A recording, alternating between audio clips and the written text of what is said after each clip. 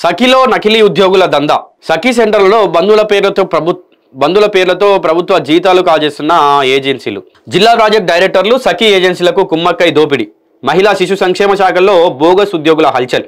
నల్లగొండ, సూర్యాపేట, యాదాద్రి జిల్లాలో సగం నకిలీలేనట. రాష్ట్ర వ్యాప్తంగా ఇదే భాగవతం. మహిళల భద్రత సంక్షేమం కోసం ప్రభుత్వంచే ఏర్పాటైన సఖి వన్ స్టాప్ సెంటర్లు ఇప్పుడు అవినీతి కేంద్రాలుగా మారుతున్నాయి.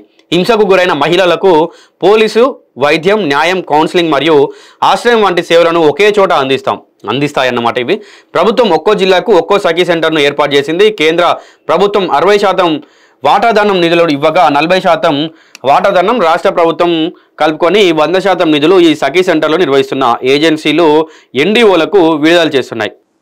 2015లో ప్రారంభమైన ఒక్కో సఖీ సెంటర్లో సుమారు 10 నుండి 15 మంది ఉద్యోగులు పనిచేస్తుంటారు. సదరు ఉద్యోగులను ఆయా ఏజెన్సీలే నియమించుకుంటాయి. ఇక్కడే వచ్చింది అసలైన చిక్కు. మొదటి నుండి అప్పటి రాష్ట్ర ప్రభుత్వం ఈ ఏజెన్సీల పట్ల సానుకూల వైఖరి ప్రదర్శించడంతో ఏజెన్సీలు తమ ఇష్టారాజ్యంగా ప్రవర్తిస్తూ సఖీ సెంటర్లను ప్రస్తుతం తమ కలెక్షన్ సెంటర్లుగా మార్చుకున్నట్లు విమర్శలు వినబడుతున్నాయి.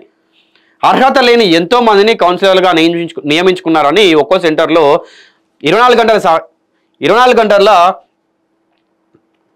సహాయక చర్యల కోసం 2 డ్రైవర్లు ఉండాల్సిన చోట ఒకే డ్రైవర్ను పెట్టి 2వ డ్రైవర్ ప్లేస్లో ఒక బోగస్ పేరును రాసుకొని సదరు ప్రభుత్వ జీతాన్ని ఏజెన్సీలు కొన్ని ఏళ్లుగా నొక్కేస్తున్నట్లు సమాచారం.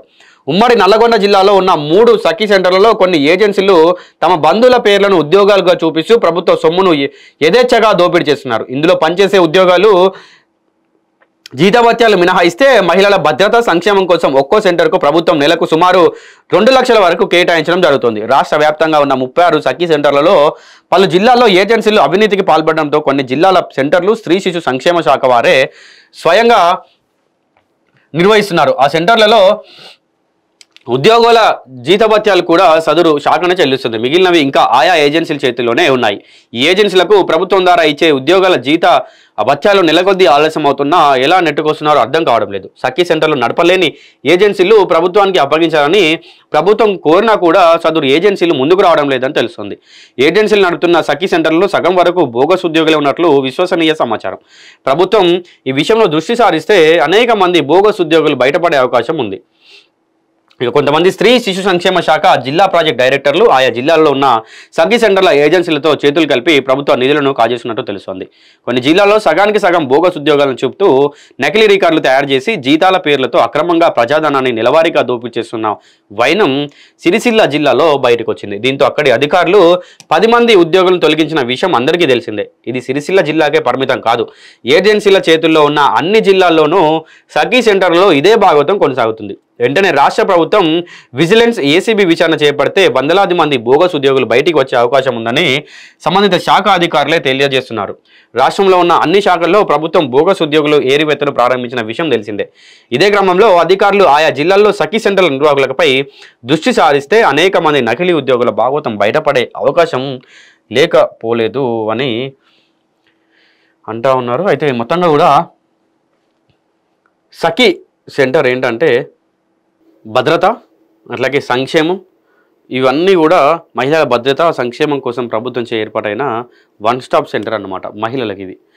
అయితే దీంట్లో ఏంటంటే ఎవరైతే ఈ ఏజెన్సీల చేతిలో ఉన్నాయన్నమాట ఈ సఖీ సెంటర్లు వీటిని అన్నిటి కూడా ఏజెన్సీలు నడిపిస్తూ ఉన్నాయి. సో దీంట్లో అంటే 2 డ్రైవర్లు ఎగ్జాంపుల్కి మనం తీసుకున్నట్టయితే 2 డ్రైవర్లు ఉండాల్సిన ప్లేస్లో ఒకే డ్రైవర్ని పెట్టిళ్ళు.